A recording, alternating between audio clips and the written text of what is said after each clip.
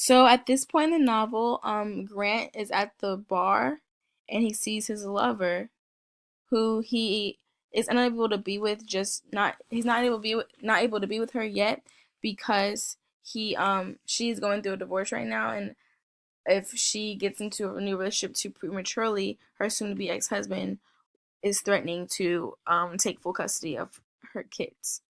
And so at the bar, he sees her. He says, "I'm glad you came," and he kisses her. Shirley, a waitress at the bar, brings them their drinks, and before leaving, she looks at him in the corner of the eye with sort of a look of disgust. And she does this because previously in this chapter, Grant is sitting at the bar talking to a group of ladies about how he is uncomfortable living where he is as a black man, and they're disappointed in him because he's explaining how he's ashamed of the color of his skin, when in all reality he shouldn't be ashamed of the color of his skin. He should not feel discouraged. He should continue to fight for what he believes in. But Grant is showing signs of weakness and in a really hard time, instead of trying to grow stronger, even though he's going through a lot right now concerning Jefferson's conviction. So he sees her, and he's so happy to see her. He said, "I'm glad you came." He kisses her. His lover's name is Vivian, and she sees that he's upset, and she asks what's the matter with him. And he explains how he just had to see her, and then she was like, "Well, is something the matter?" And he explains to her that he doesn't remember the last time he told her he loves her, and he wants her to know that he loves her.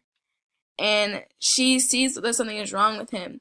And this right here, this paragraph or this section, shows this whole section right here shows a sense of relief, or it brings a tone of relief. The author brings a tone of relief because even though Grant is going through a lot concerning Jefferson's conviction and how Jefferson's godmother wants him to go to Jefferson and visit him and explain to him that he's a man, um, he is very frustrated. And even though he feels all this frustration, he is still relieved to see Vivian because he loves her so much. And so the tone is brought down to a relieving tone.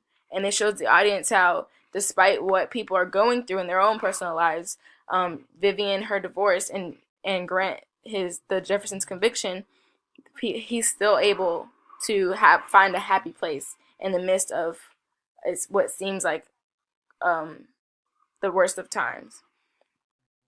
And so he's happy to see her, and she sees something is wrong with him, and he's just kind of deflecting, saying when's the last time he told her she loved him, all that stuff.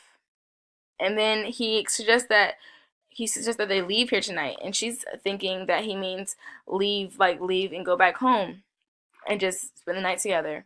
But what he's saying is to pack the clothes and get the children and leave Bayonne, where they're living, forever. And she's completely shocked. She looks at him as if he's crazy, trying to figure out what is wrong with him.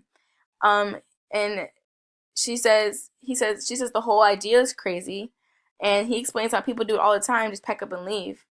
And she says some people can, but we can't. We're teachers and we have a commitment.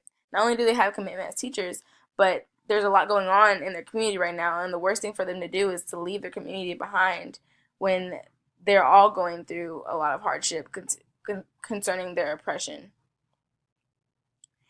And he kind of mocks her. He says, "You hit the nail on the head there, lady. Commitment. Commitment to what? To live and to die in this hellhole when we can leave and live like the other people." Right here, the tone shifts from a sense of relief to anger and frustration, because on the previous page, Grant shows how he's so in love and how he's just happy to see Vivian, and how seeing her brings him to his happy place. But then when she is explaining to him how crazy he is for wanting to leave, he's thinking to himself, well, how am I crazy for wanting to leave some place that treats me like I am nothing? And what he thinks that running away will make the situations better, but what he doesn't know is that racism is prevalent anywhere he goes. So he shouldn't just try to run away from his problems, because they will only follow him.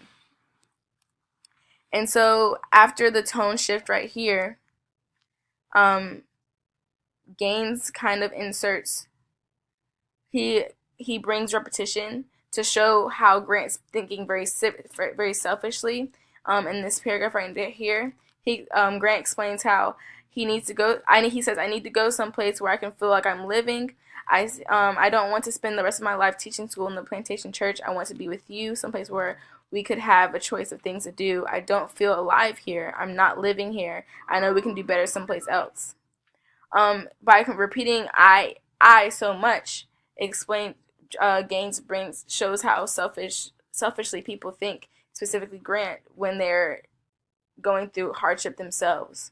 So even though Vivian is experiencing a lot with her divorce, and has the potential of losing her kids, Grant still finds a way to make everything about him, not thinking about what the consequences would be if they were to run away.